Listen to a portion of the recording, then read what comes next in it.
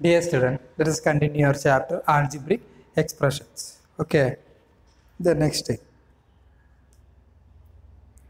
Yes, next topic, finding the value of an expression. Finding the value of an expression. Page number 93. Finding the value of an expression. അപ്പോൾ ഒരു algebraic എക്സ്പ്രഷൻ്റെ value കണ്ടുപിടിക്കാൻ പറയും. ഇപ്പോൾ ഒരു algebraic എക്സ്പ്രഷൻ്റെ ഒരു variable ഇതിൻ്റെ value നമുക്ക് തരും. എന്നിട്ട് ആ ആൾജിബ്രിക് എക്സ്പ്രഷൻ്റെ വാല്യൂ കണ്ടുപിടിക്കാൻ ചോദിച്ചു. ഫോർ എക്സാമ്പിൾ 1 നോക്കൂ. If M equal to 2 find the value of M plus 2. ഇപ്പോൾ ഇവിടെ എം പ്ലസ് 2 എന്നുള്ളതാണ് ആൾജിബ്രിക് എക്സ്പ്രഷൻ അല്ലേ. ഈ എം പ്ലസ് 2 എന്നുള്ള ആൾജിബ്രിക് എക്സ്പ്രഷൻ്റെ വാല്യൂ കണ്ടുപിടിക്കണം. എം തന്നിട്ടുണ്ട്, M is equal to 2.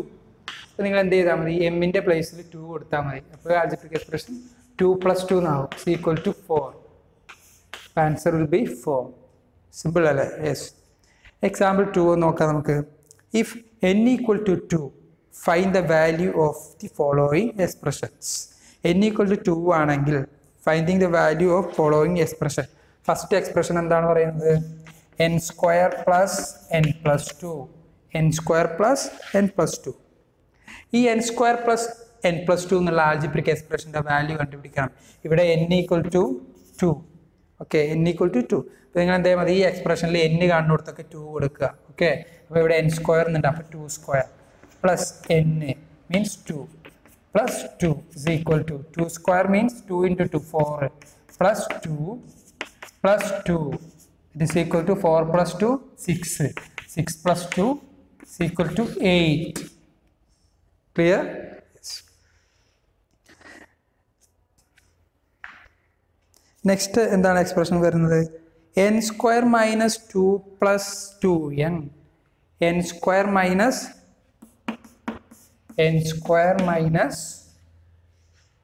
2 + 2n. ഇതാണ് എക്സ്പ്രഷൻ. ഇവിടെയും n is equal to 2 ആണ് കൊടുക്കേണ്ടത്. അപ്പം എൻ്റെ പ്ലേസിൽ 2 കൊടുക്കുമ്പോൾ n² എന്ന് പറഞ്ഞാൽ 2² -2 + 2n means 2 × 2. 2² 4. 4 - 2 + 4. Okay. Then 4 - 2 2. 2 + 4 6. Okay, 6 will be the answer. Yes. Then next question നോക്കാം നമുക്ക്. Example 3. Find the value of a if find the value of a. ഇവിടെ ഈ ഒരു എക്സ്പ്രഷനിൽ നിന്ന് a എന്നുള്ള വേരിയബിളിന്റെ വാല്യൂ ആണ് കണ്ടുപിടിക്കേണ്ടത്. തേർഡ് ക്വസ്റ്റ്യൻ പറയുന്നത് അങ്ങനെയാണ് അല്ലേ.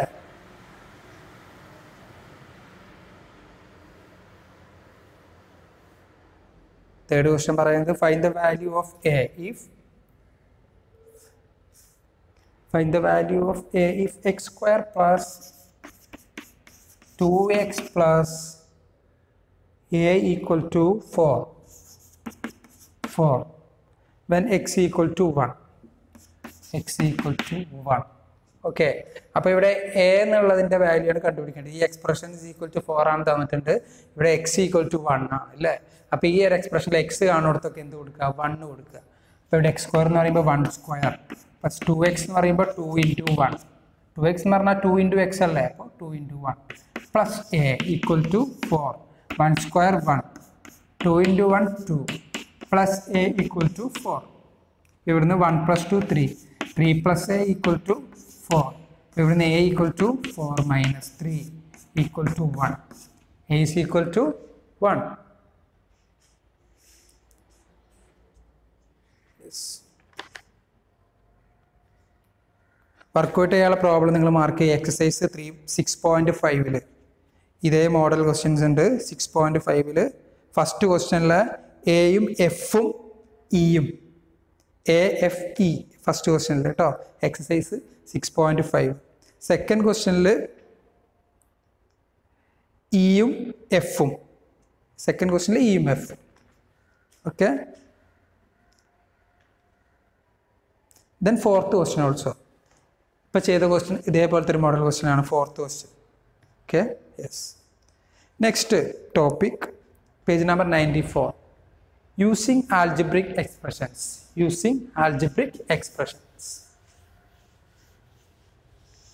using algebraic expressions.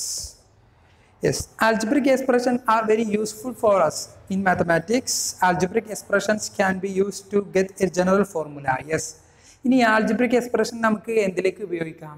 ചില നോക്കൂ, ഫോർ എക്സാമ്പിൾ സ്ക്വയറിൻ്റെ പെരിമീറ്റർ കണ്ടുപിടിക്കാൻ ആൽജിബ്രിക് എക്സ്പ്രഷൻ ഉപയോഗിക്കാറുണ്ട്. സ്ക്വയറിൻ്റെ ഏരിയ കണ്ടുപിടിക്കാൻ നമ്മൾ ആൽജിബ്രിക് എക്സ്പ്രഷനാണ് ഉപയോഗിക്കുന്നത്. റെക്റ്റാങ്കിളിൻ്റെ ഏരിയ പെരിമീറ്റർ കണ്ടുപിടിക്കാൻ ആൽജിബ്രിക് എക്സ്പ്രഷനായി ജനറലായിട്ട് നമ്മൾ ഉപയോഗിക്കുന്നുണ്ട്. ട്രയാങ്കിളിൻ്റെ ഏരിയയും പെരിമീറ്ററും കണ്ടുപിടിക്കാൻ നമ്മൾ ഫോർമുല ഉപയോഗിക്കാറുണ്ട്. ഇതിലൊക്കെ നമ്മൾ ആൽജിബ്രിക് എക്സ്പ്രഷനാണ് അല്ലേ യൂസ് ചെയ്യുന്നത്. ഇപ്പോൾ നമുക്ക് സ്ക്വയറിൻ്റെ നമുക്ക് വീണ്ടും റിവൈസ് ചെയ്യാം. സ്ക്വയറിൻ്റെ ഒരു സൈഡ് ലെങ്ത്ത് എല്ലും ബ്രെഡ്ത്ത് ബിയും ആണെങ്കിൽ ഈ ഒരു സ്ക്വയറിൻ്റെ ഏരിയ എന്ത് വരും? എൽ ഇൻറ്റു ബി എന്നുള്ളൊരു ജനറൽ ഫോർമുലയാണ് നമുക്ക് ഉപയോഗിക്കാം. അതുപോലെ തന്നെ പെരിമീറ്റർ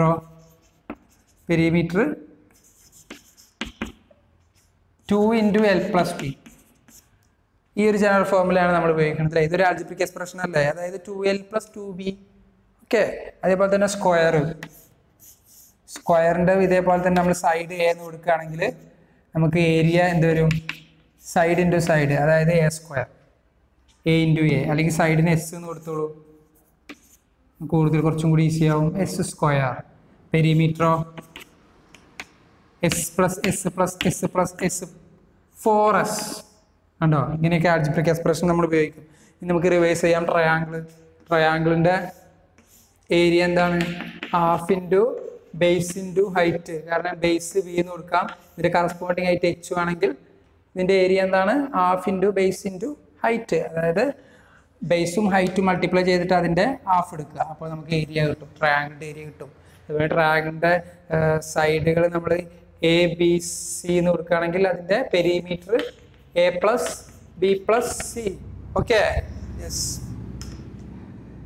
അപ്പോൾ നമുക്ക് അത് ബേസ് ചെയ്തിട്ട് ഒരു ക്വസ്റ്റ്യൻ ജസ്റ്റ് ഒന്ന് ഡിസ്കസ് ചെയ്യാം. എക്സാമ്പിൾ നോക്കൂ, 95, പേജ് നമ്പർ 95 എക്സാമ്പിൾ നോക്കൂ.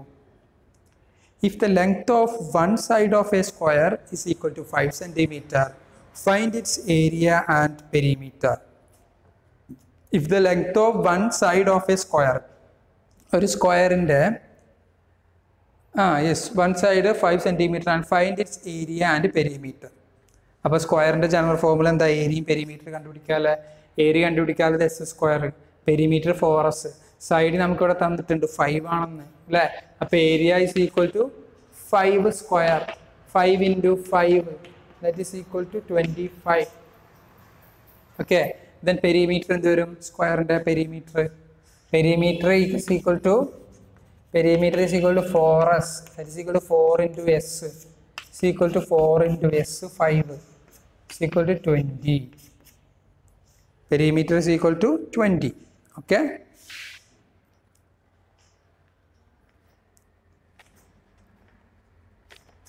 then next, rules for number patterns, page number 95. Rules for number patterns. Rules for number patterns.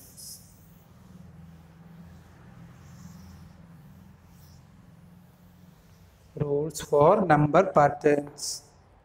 ഇവിടെ റൂൾസ് ഫോർ നമ്പർ പാറ്റേൺസ് എന്നുള്ളത് നമുക്കൊരു ഫോർമുല, അതായത് പാറ്റേൺ എന്ന് പറഞ്ഞു കഴിഞ്ഞാൽ, ഇപ്പോൾ ഫോർ എക്സാമ്പിൾ നോക്കൂ, റൂൾ എന്ന് പറഞ്ഞാൽ ആൽജിബ്രിക് എക്സ്പ്രഷൻ, ഒരു ആൽജിബ്രിക് ഇക്വേഷൻ കൊടുക്കുകയാണ് എക്സ്പ്രഷൻ.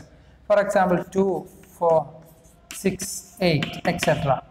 ഈ ഒരു നമ്പർ പാറ്റേൺ പോകുന്നത് കണ്ടോ നിങ്ങൾ അല്ലേ? അപ്പോൾ ഇതിലെ ഫസ്റ്റ് പൊസിഷനിലുള്ള ആൾ 2 ആണ് അല്ലേ. ഫസ്റ്റ് പൊസിഷനിലുള്ള ആള് 2 ആണ്. സെക്കൻഡ് പൊസിഷനിലുള്ള ആള് 4 ആണ്. തേർഡ് പൊസിഷനിലുള്ള ആള് 6 ആണ്. ഫോർത്ത് പൊസിഷനിലുള്ള ആള് 8 ആണ്. ഫസ്റ്റ് പൊസിഷനിലുള്ള ആള് 1 into 2 2. സെക്കൻഡ് പൊസിഷനിലുള്ള ആള് 4 ആണ്. അതെങ്ങനെ എഴുതി? 2 into 2. സെക്കൻഡ് പൊസിഷനിൽ 2 into 2 4. തേർഡ് പൊസിഷനിലുള്ള 6 ആണ്, അതായത് 3 into 2 6. Fourth 4 into 2 8. ക്ലിയർ ആയോ? ഇപ്പോൾ ഇവിടെ ഈ ഒരു പാറ്റേൺ ഇങ്ങനെ പോയി കഴിഞ്ഞാൽ നമുക്കിത് ജനറലായിട്ട് ഇപ്പോൾ ഫോർ എക്സാമ്പിൾ നമുക്കിനി ഒരു 15th പൊസിഷനിലുള്ള നമ്പർ ഏതായിരിക്കും? ഈ ഒരു നമ്പർ പാറ്റേണിലെ 15th പൊസിഷനിലുള്ളതാണ് അതായിരിക്കും. ഫസ്റ്റ് പൊസിഷനിൽ 1 into 2, second position 2 into 2, third position 3 into 2, fourth പൊസിഷനിൽ 4 into 2, ഫിഫ്ത്ത് പൊസിഷനിൽ 5 into 2, സിക്സ്ത് പൊസിഷനിൽ 6 into 2 എക്സെട്ര, 15th പൊസിഷനിൽ 15 into 2 = 30 ആയിരിക്കും. അങ്ങനെയാണെങ്കിൽ 10th പൊസിഷനിൽ, nth എന്ന് പറഞ്ഞു കഴിഞ്ഞാൽ ഇപ്പോൾ ഇവിടെ നമ്മൾ 15 എടുത്തില്ലേ, 16 ആകാം, 17 ആകാം, 18 ആകാം, 19 ആകാം. അപ്പോൾ nth പൊസിഷനിലുള്ള ആളെങ്ങനെയാണ് n into 2 അല്ലെങ്കിൽ 2n. ഇപ്പോൾ കണ്ടോ ഒരു ഫോർമുല കിട്ടില്ല, general formula for this pattern. ഇതിൽ ഏത് പൊസിഷനിലുള്ള നമ്പർ കണ്ടുപിടിക്കാനുള്ള ഒരു ജനറൽ ഫോർമുലയാണ് 2n. ഓക്കെ, അപ്പോൾ നമ്മൾ അവിടുന്ന് ഡിറൈവ് ചെയ്തെടുത്തു അല്ലേ. ഈ പാറ്റേൺ നന്നായിട്ട് ഒബ്സർവ് ചെയ്തിട്ട് ഇവിടെയുള്ള പ്രത്യേകത എന്തിനാണ്, എങ്ങനെയാണ് ഇത് പോകുന്നത്, ഈ പാറ്റേൺ പോകുന്നത്, ഇപ്പോൾ ഇവിടെ ഏത് ജനറൽ ഫോർമുല ഉപയോഗിക്കാം എന്നുള്ളത് അനുസരിച്ചിട്ട് നമ്മളിവിടെ കണ്ടുപിടിച്ചത്. Okay, 2n.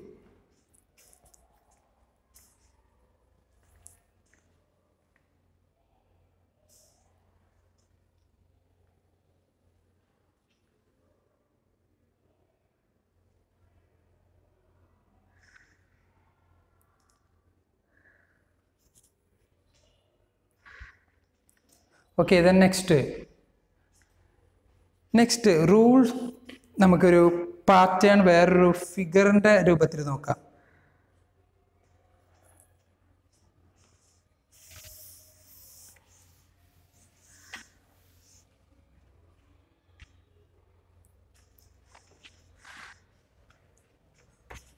ടെക്സ്റ്റ് ബുക്കിലുണ്ട് ഇങ്ങനെ. ഫസ്റ്റ്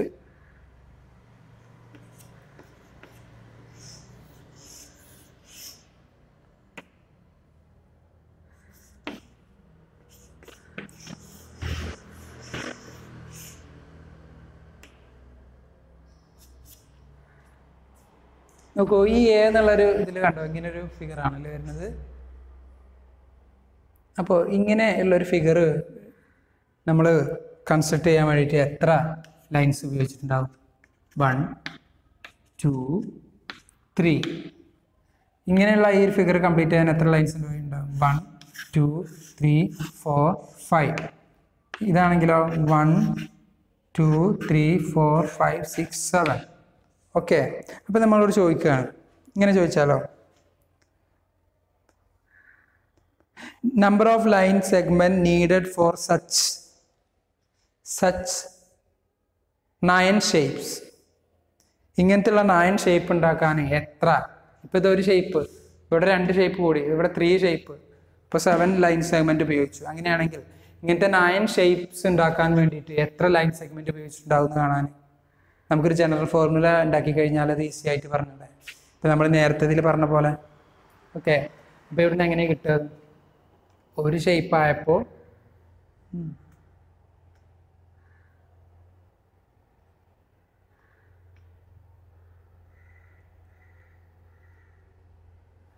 ഈ ഇക്വേഷൻ നമുക്ക് ഇവിടെ ഉപയോഗിക്കാം. 2n + 1. ഒരു ഷേപ്പിന് 2 into ഈ എന്നിൻ്റെ സ്ഥാനത്ത് 1 കൊടുത്താലേ ഒരു ഷേപ്പിന് എത്ര ലൈൻ സെഗ്മെന്റ് ഉപയോഗിച്ചിട്ടുണ്ടാവും എന്ന് കിട്ടും. എന്നിൻ്റെ പ്ലേസിൽ 1 കൊടുത്താൽ 2 into 1 2, 2 + 1 3 കണ്ടോ. ഓക്കെ, ഇനി എന്നിൻ്റെ പ്ലേസിൽ 2 കൊടുത്താലേ ഇങ്ങനത്തെ 2 ഷേപ്പ് കണ്ടോ, അതുണ്ടാക്കാൻ എത്ര ലൈൻ സെഗ്മെന്റ് ഉപയോഗിച്ചെന്ന് കിട്ടും. എൻ്റെ സ്ഥാനത്ത് 2 കൊടുക്കുമ്പോൾ 2 into 2 4, 4 + 1 5 കണ്ടോ, 5 ലൈൻ സെഗ്മെന്റ് ഉപയോഗിച്ചു. ഇനി ഇങ്ങനത്തെ 3 ഷേപ്പാണ് ഇവിടെ ഉപയോഗിച്ചിട്ടുള്ളത് അല്ലേ, അതിന് എത്ര ലൈൻ സെഗ്മെന്റ് ഉപയോഗിച്ചിട്ടുണ്ടാവും കാണാൻ ഈ ഒരു ജനറൽ ഫോർമുല ഉപയോഗിച്ചാൽ മതി. 2 into n + 1, അതായത് 2 into എൻ്റെ സ്ഥാനത്ത് 3 കൊടുക്കുക, 2 into 3 6, 6 + 1 7 കണ്ടോ, 7 ലൈൻ സെഗ്മെന്റ് ഉപയോഗിച്ചു. അങ്ങനെയാണെങ്കിൽ 9 ഷേപ്സ് ഉണ്ടാക്കാൻ 2 into 9 + 1, 2 into 9 18, 18 + 1 19, അപ്പോൾ 19 ലൈൻ സെഗ്മെന്റ് ഉപയോഗിച്ചിട്ടുണ്ടാവും.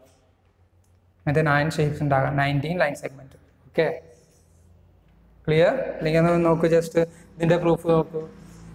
1 2 3 4 5 6 7 8 9. ഇത് ലൈൻ സെഗ്മെന്റ് നോക്കൂ. 1 2 3 4 5 6 7 8 9 10 11 12 13 14 15 16 17 18 19. ക്ലിയർ? അപ്പോൾ ഇതാണ് നമുക്ക് ഇവിടെ നിന്നുള്ള general formula. Okay, rules for number patterns. Rule for number 3 5 7. Okay. Yes. The next, patterns in geometry. Patterns in geometry. Patterns in ജോമെട്രിയിൽ നോക്കൂ, പേജ് നമ്പർ 96 ഫിഗർ ഒബ്സർവ് ചെയ്യാട്ടോ. നിങ്ങൾ ഇത് ശരിക്കും നോക്കുക. ഫിഗർ പേജ് നമ്പർ 96 ഫസ്റ്റ് നോക്കൂ. ABCD എന്നുള്ളൊരു quadrilateral കണ്ടോ അല്ലേ? ആ ABCD എന്നുള്ള ക്വാഡ്രിലാറ്ററൽ എത്ര ഡയഗണൽ നമുക്ക് വരക്കാൻ കഴിയും? AC എന്നുള്ള ഒരു ഡയഗണൽ മാത്രമേ ഉണ്ടാവുള്ളൂ? അല്ല, ബിയും ഡിയും തമ്മിൽ ജോയിൻ ചെയ്ത ഒരു ഡയഗണൽ കൂടി കിട്ടും അല്ലേ? അപ്പോൾ 4 സൈഡിൽ ആ ക്വാഡ്രിലാറ്ററൽ നമ്മൾ എത്ര ഡയഗണൽസ് വരക്കാം? നമുക്ക് 2 ഡയഗണൽസ് വരക്കാം. 4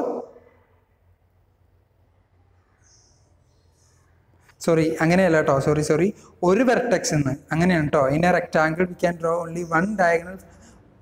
ഒരു വെർട്ടെക്സ് നിന്ന് നോക്കൂ, ABCD എന്നുള്ള ആ ഒരു ക്വാഡ്രിലാറ്ററൽ ശരിക്കും നോക്കുക. നിങ്ങൾ ABCD എന്നുള്ള ഒരു ക്വാഡ്രിലാറ്ററൽ നോക്കുക. അതിൻ്റെ A എന്നുള്ള വെർട്ടെക്സിൽ നിന്ന് എത്ര ഡയഗണൽ വരക്കാം? A എന്നുള്ള വെർട്ടെക്സിൽ നിന്ന് എത്ര ഡയഗണൽ വരക്കാം? AC എന്നുള്ള ഒരൊറ്റ ഡയഗണലേ പോവുള്ളൂ Aയിൽ നിന്ന്. ഓക്കെ, Aയിൽ നിന്ന് വേറെ ഡയഗണൽ വരക്കാൻ പറ്റുമോ ABCD ഉള്ള ക്വാഡ്രിലാറ്ററൽ? നോ. അപ്പോൾ 4 സൈഡുള്ള, ശരിക്കും ശ്രദ്ധിക്കണേ, 4 സൈഡുള്ള ക്വാഡ്രിലാറ്ററൽ ഒരു വെർട്ടെക്സിൽ നിന്ന്, വെർട്ടെക്സ് അറിയാലോ,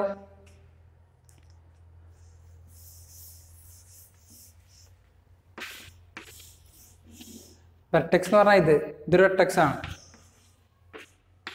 ഇതൊരു വെർട്ടെക്സ് ആണ്, ഇത് വെർട്ടെക്സ് ആണ്, ഇത് വെർട്ടെക്സ് ആണ്. അപ്പോൾ ഈ ഒരു വെർട്ടെക്സിൽ നിന്ന് എത്ര ഡയഗണൽസ് വരക്കാം? ഇതാ ഒരു ഡയഗണൽ വരച്ചു. ഇനി ഇറക്കാൻ പറ്റുമോ ഇവിടുന്ന്? നോ. ഒരു വെർട്ടെക്സിൽ നിന്ന് മറ്റേ വെർട്ടെക്സിൽ ജോയിൻ ചെയ്യുന്നതാണല്ലോ ഡയഗണൽ എന്ന് പറയുന്നത്. അപ്പോൾ ഈ വെർട്ടെക്സിൽ നിന്ന് എത്ര ഡയഗണലേ വരക്കാൻ പറ്റുള്ളൂ? 1. കാരണം ഇവിടെ 4 സൈഡുള്ള ക്വാഡ്രിലാറ്ററിന് നമുക്ക് ഒരു വെർട്ടെക്സിൽ നിന്ന് ഒരു ഡയഗണൽ വരക്കാൻ പറ്റും. അതേപോലെ തന്നെ നിങ്ങൾ സെക്കൻഡ് ഫിഗർ ഒന്ന് നോക്കുക. പെൻറ്റഗൺ ആണ് അതിൽ. പെൻറ്റഗണിൽ നിന്ന് നമുക്ക് ഒരു വെർട്ടെക്സിൽ നിന്ന് എത്ര ഡയഗണൽ വരക്കാം? പെൻറ്റഗൺ 5 സൈഡാണുള്ളത്. അപ്പോൾ ഒരു വെർട്ടെക്സിൽ നിന്ന് എത്ര ഡയഗണൽ വരക്കാം? നമുക്ക് മാക്സിമം 2 വരക്കാം അല്ലേ? ADയും ACയും കണ്ടില്ലേ? ADയും ACയും നമുക്ക് 2 ഡയഗണൽ വരക്കാൻ പറ്റും. 5 സൈഡുള്ള പെൻറ്റഗണിൽ നമുക്ക് ഒരു വെർട്ടെക്സിൽ നിന്ന് എത്ര ഡയഗണൽ വരക്കാം? 2 ഡയഗണൽസ്. ഈ നോക്കൂ, എക്സഗൺ 6 സൈഡുള്ള പോളിഗൺ നമ്മൾ പറയുന്നത് എക്സഗൺ. എക്സഗണിൽ ഒരു വെർട്ടെക്സിൽ നിന്ന് നമുക്ക് എത്ര ഡയഗണൽ വരക്കാൻ നോക്കൂ? ഇത് അവിടെ വരച്ചിട്ടുണ്ടല്ലോ, AEയും ADയും ACയും, AEയും ADയും ACയും 3 ഡയഗണൽസ് വരച്ചിട്ടുണ്ട്. നമുക്ക് അതേ വരക്കാൻ കഴിയുള്ളൂ. ഒരു വെർട്ടെക്സിൽ നിന്ന് എക്സഗണിൽ 3 ഡയഗണൽസ് നമുക്ക് വരക്കാൻ പറ്റും. അങ്ങനെയാണെങ്കിൽ ഇനി ചോദിക്കുകയാണ്, നമുക്കറിയാം 7 സൈഡുള്ളത് ഹെപ്റ്റഗൺ. ഹെപ്റ്റഗൺ ഒരു ഡയഗണൽ എത്ര ഡയഗണൽ, ഒരു വെർട്ടെക്സിൽ നിന്ന് എത്ര ഡയഗണൽ വരക്കാം? ചിലരൊക്കെ പറയുന്നുണ്ട്, യെസ്, ചിലരിങ്ങനെ തിങ്ക് ചെയ്യുന്നുണ്ട്, എങ്ങനെ 7 സൈഡ്, അപ്പോൾ 7 - 3 4 ഡയഗണൽസ്. ഒരു വെർട്ടെക്സിൽ നിന്ന് 4 ഡയഗണൽ ഉണ്ടാവും. നീ ചോദിക്കുക 9 സൈഡുള്ളത് നണഗൺ, അതിനെ എത്ര വരക്കാൻ പറ്റും? ഒരു വെർട്ടെക്സിൽ നിന്ന് എത്ര ഡയഗണൽ വരക്കാൻ പറ്റും? ഇങ്ങനെ ചിന്തിച്ചാൽ മതി. എങ്ങനെ 9 - 3 6. ഓക്കെ, അപ്പോൾ അത് നമുക്ക് മനസ്സിലാക്കി വെച്ച് കഴിഞ്ഞാൽ നമുക്കൊരു ഇക്വേഷൻ എഴുതാം. ഇപ്പം ഇങ്ങനെ നമ്മളോട് ചോദിക്കുകയാണ്, if n is considered as number of sides of A polygon, then the number of diagonals which can be drawn from one vertex. ഇപ്പം n എന്നുള്ളത് number of sides of A polygon. ഇപ്പോൾ n = 4 ആണെങ്കിൽ നമുക്ക് quadrilateral ആണത്. അതിന് ഒരു വെർട്ടെക്സിന് എത്ര diagonal വരക്കാം? 4 - 3 = 1. അതായത് n - 3 എന്നുള്ള ഈ ഒരു ഫോർമുല നമുക്ക് ഉപയോഗിക്കാം. n = number of sides of A polygon. അപ്പോൾ 8 സൈഡുള്ള അല്ലേ ഹെപ്റ്റഗണ് നമുക്ക് എത്ര ഡയഗണൽസ് വരക്കാം ഒരു വെർട്ടെക്സിൽ നിന്ന്? 8 - 3. 7 സൈഡുള്ള ഹെപ്റ്റഗണ് നമുക്ക് എത്ര ഡയഗണൽസ് വരക്കാം ഒരു വെർട്ടെക്സിൽ നിന്ന്? 7 - 3. ഓക്കെ, നെക്സ്റ്റ് 6 സൈഡുള്ള ഹെക്സഗണിന് നമുക്ക് ഒരു വെർട്ടെക്സിന് എത്ര ഡയഗണൽസ് വരക്കാം? 6 - 3. അപ്പോൾ ഈ ഒരു ഇക്വേഷൻ നമുക്ക് ഉപയോഗിക്കാം. Okay, n - 3. ഒരു വെർട്ടെക്സിൽ നിന്ന് നമുക്ക് എത്ര ഡയഗണൽസ് വരക്കാം എന്നുള്ളത് n - 3 എന്നുള്ള ജനറൽ ഫോമിൽ നമുക്ക് ഉപയോഗിക്കാം. അവിടെ n എന്ന് പറഞ്ഞാൽ number of sides of A polygon. Okay,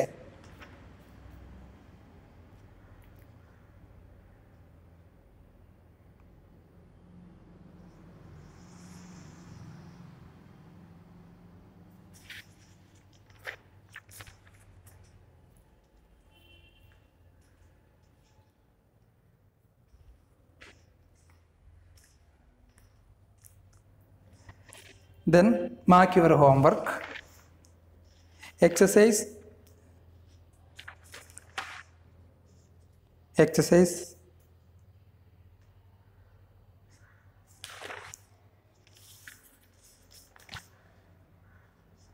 6.6. Exercise 6.6. Exercise 6.6. Question number 1, 2. Okay, 1 and 2 as your homework. See you next class. Thank you.